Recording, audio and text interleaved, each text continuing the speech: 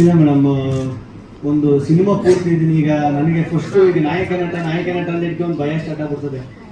ನಾಯಕ ನಟ ಅಂತ ಹೇಳೋದಕ್ಕೆ ನಾಯಕ ನಟ ಅನ್ನೋದಕ್ಕಿಂತ ಒಂದು ಪ್ರಮುಖ ಪಾತ್ರ ಮಾಡಿದ್ದೀನಿ. ಈಗ ಸಿನಿಮಾದಲ್ಲಿ ಈಗ ಇಲ್ಲಿ ಎಷ್ಟು ಜನ ಅವ್ರೆ ಈ ಫ್ರೇಮಲ್ಲಿ ಎಲ್ಲರೂ ಒಂದು ರೀತಿ ನಾಯಕ ನಟರು. ಎಲ್ಲರೂ ಈಗ ಸಾಧು ಸರ್ ಹೇಳಿದ್ರಲ್ಲ 3 ದಿನ ಮಾಡಿದ ಸಿನಿಮಾ ಪೂರ್ತಿ ಇದೀನಿ ಅಂತ, ಹಂಗೆ ಎಲ್ಲರೂ ಸಿನಿಮಾ ಇದು ಟ್ರಾವೆಲಿಂಗ್ ಕಥೆ ಆಗಿರೋದ್ರಿಂದ, ಟ್ರಾವೆಲಿಂಗ್ ಸಬ್ಜೆಕ್ಟ್ ಆಗಿರೋದ್ರಿಂದ ಎಲ್ಲ ಟ್ರಾವೆಲ್ ಆಯ್ತೀವಿ ಈ ಕಥೆಯಲ್ಲಿ.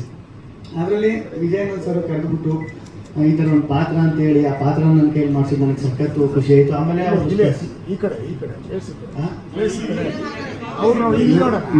ಇಲ್ಲಿ ನೋಡ್ಬೇಕು,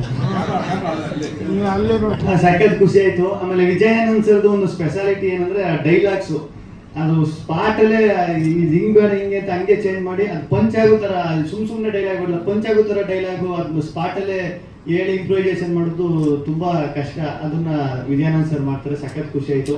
ನಮ್ಮ ಗೌರವ್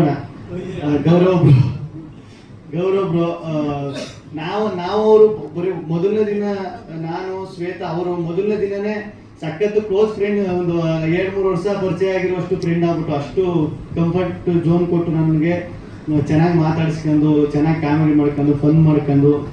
ಅದೇ ಈಗ ಟೀಮು ಕರೆಕ್ಟಾಗಿದ್ದಾಗ, ಟೀಮ್ ಎಲ್ಲ ಫ್ರೆಂಡ್ಲಿ ಆಗಿದ್ದಾಗ ಕೆಲಸ ಮಾಡೋದು ತುಂಬ ಈಸಿ ಆಯ್ತದೆ.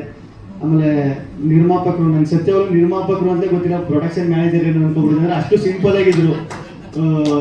ಆಮೇಲೆ ಸುಮಾರು ಒಂದು ವಾರ ಆದ್ಮೇಲೆ ಗೊತ್ತಾಯ್ತು ಇವರೇ ಪ್ರೊಡ್ಯೂಸರು ಅಂತ.